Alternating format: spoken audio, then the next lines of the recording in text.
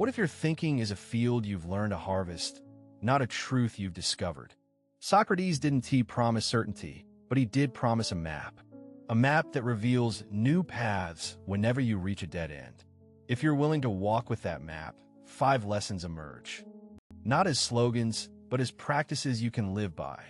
In a world obsessed with answers, Socrates invites a stubborn, almost quiet resistance. Questions, not the quick, clever questions that unsettle you, but questions that demand you rewatch your own beliefs from the edge of a cliff. The kind that turn a flat landscape into a continent of possibilities. The first lesson is simple, but it takes courage. Stop taking your thoughts at face value. When a belief arises, test it as if it appeared in a laboratory of your own mind. Ask, what would make this belief untrue? What assumption does it depend on? If you remove that assumption, what changes? The exercise isn't a debate in the arena of pride. It's a patient, almost stubborn turning over rocks in a stream to see what lives beneath. Socrates knew that surface certainty is a shelter we fabricate to stay comfortable. He showed up with questions, as if with a lantern in a dark hallway, insisting you step forward even when your legs tremble. The decision to question becomes a decision to grow. Lesson 2 is the counterweight to certainty. Embrace your ignorance. Not as a defeat, but as an invitation. If you say, I know nothing, you might fear being deflated. But Socrates would tell you that ignorance is the opening that curiosity needs to breathe. Your limits are not a prison, they're a doorway. When you admit, I may be wrong about this, you disarm the ego's urge to win. You regain a quiet room for possibility to re-enter. The more humbly you stand before a problem, the more room you create for insight to arrive. Consider a surgeon who approaches a mystery organ not with bravado, but with reverence for what they don't yet understand. You can hear something similar in Socratic conversation, a pause, a listening breath, a readiness to be corrected. The mind becomes a workshop where the aim isn't to accumulate correct answers, but to refine the questions that lead to more honest answers.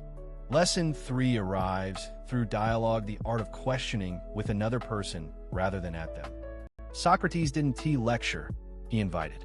He treated a conversation as a shared experiment, where accuracy emerges not from winning, but from aligning 2 minds around a truth neither possessed alone. The dialogue is a mirror, showing you your gaps, your blind spots, your stubborn habits. When you talk with someone who disagrees, you don't convert them by argument alone. You invite yourself to step back and observe your own reasoning. The soul grows not by victory, but by clarity. The impact isn't only cognitive. It reforms the way you listen. You stop waiting for your turn to speak and begin listening for the moment when your own beliefs begin to wobble. The dialogue becomes a choreography of humility and rigor, a balance between conviction and curiosity. If you can master listening, you unlock a power. The power to be persuaded by reason, not by certainty. Lesson 4 reframes the famous saying, the unexamined life is not worth living. It's not a condemnation of passion or emotion. It's a caution. Life without deliberate reflection becomes an autopilot route through time. The question is not whether you should examine your life, but what matters enough to examine. What you choose to reflect on shapes the energy you bring to the world. The problem isn't thinking too much. It's thinking about the wrong things with the wrong intensity. Socrates pushes you to decide what deserves your time, your curiosity, your courage. This isn't a call to cynicism or dispassion. It's a call to devotion. Devote your attention to questions that matter beyond the noise. When you do, you become less reactive and more intentional. You discover that the deepest freedom isn't the absence of doubt. It's the disciplined grant you give yourself to doubt wisely and to let your best reason wreck hard your course. Lesson 5 is the bridge between insight and life. Transform thinking into action. Ideas alone are ghosts until they take form in choices. Socrates understood that true philosophy doesn't end in a theory. It ends in a life lived differently because of it. The habit of questioning should push you toward decisions that align with your best understanding, even when those decisions demand risk or discomfort. The mind's transformation must be visible in behavior. Kinder listening, braver speech, smaller acts of vanity, larger acts. The true test of learning is not how clearly you can talk about a problem, but how consistently your actions reflect the clarity you've found. And it's here that the paradox reveals its most generous face. The more you question, the more your commitments become yours rather than inherited. Your values stop feeling like a borrowed banner and start feeling like a map you drew for yourself. The 5 lessons aren't 5 rules to recite. They're 5 practices to live. Question, embrace ignorance, dialogue. Examine with purpose, act with intention. The cycle repeats because truth never sits still. It hums, waiting for your next question, your next pause, your next willingness to be corrected.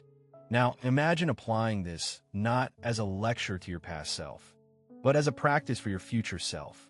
You walk into a meeting, a family conversation, a policy debate, or a quiet moment alone, and you remember that your thinking is a craft.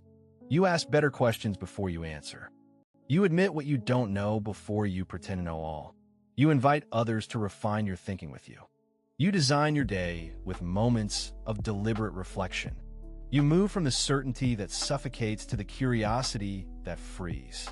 If Socrates could stand in the marketplace of Athens and plant questions like seeds, you can cultivate your own garden of thinking wherever you are. The soil is not perfect, the weather never ideal. And yet, growth happens in the tension between what you already know and what you're willing to discover. The 5 lessons become a compass rather than a creed. They're a steady reminder that transformation is not a one-time event, but a discipline. As you listen, you might feel a subtle shift. The world isn't calling you to surrender your beliefs to doubt. It's inviting you to test them with care, to listen to the faint resonances of truth that appear only when you're willing to be challenged. The work is not glamorous. It's quiet, stubborn, sometimes uncomfortable. It's precisely in that discomfort that growth happens. The seed breaking through concrete to reach the light. So, transform your thinking by practicing these 5 habits. Question with intention. Welcome your ignorance as a doorway. Converse as a mutual experiment. Examine your life with a careful gravity. And translate insight into deliberate action.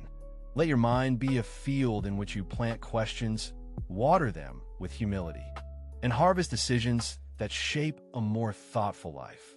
The payoff isn't certainty. It's freedom to choose what matters most because you've learned how to choose well. Now the invitation, start with one question you've never fully answered. Give it time, sit with it, see what grows. The rest will follow as you practice. The Socratic way isn't a destiny. It's a method for living with a mind that refuses to stop asking, a heart that refuses to stop learning, and a life that refuses to stay small. What will you question first? And what kind of life will you craft when your questions become your daily? Take Socrates into the ordinary hours, the commute, the kitchen table. The moment a claim lands with certainty. Before you retort, pause. Ask, what would have to be true for this to hold up? What assumption hides beneath it? The questions aren't weapons, they're doors. In a culture that worships certainty, this is radical hospitality toward your own doubt. You invite it in, feed it, and watch it change you. The result isn't nihilism, but a sharper courage to act with honesty when the room grows loud. Lesson 5 becomes a bridge. Translate insight into behavior others can see. You don't apologize for thought. You model a standard of courage. The courage to adjust your mind when the map fails the terrain. So you begin again, not from doubt's edge, but from steady questions. You build a life where thinking guides choosing, and choosing refines thinking into character. What if your next conversation started with a question instead of a reply? What if a decision began with a pause for hidden assumptions? Tiny shifts, repeated, change. The 5 lessons stop being rules and become a craft, a daily interrogation. listening with more care than you defend, acting with intention even when it costs. The transformation shows up not in certainty, but in direction. Carry one question into tomorrow. Let it alter whom you listen to, what you say, and what you choose to protect. The Socratic method isn't a trick. It's a practice that enlarges your life one deliberate breath at a time.